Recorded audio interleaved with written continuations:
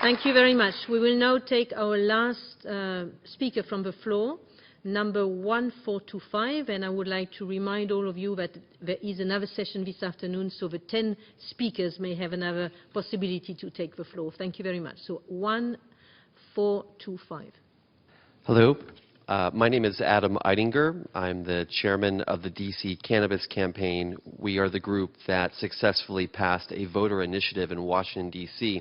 to legalize small amounts of marijuana for personal possession and home cultivation.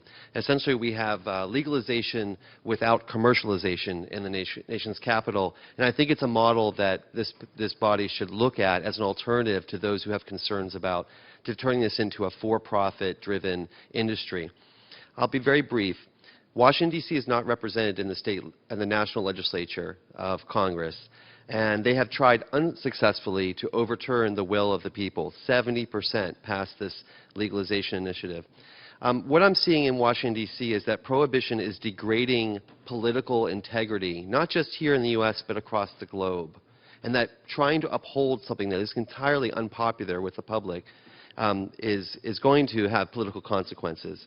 There's not been a single overdose from cannabis, meaning a death, in an emergency room ever in Washington, D.C. And I think it's noteworthy that this policy of marijuana prohibition came from Washington, D.C. And prior to legalization, we had 5,000 marijuana arrests a year in Washington, D.C., which made it the highest per capita marijuana arrest location on the planet.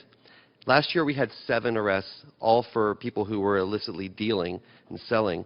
90% of those arrests before were African Americans and mostly poor people.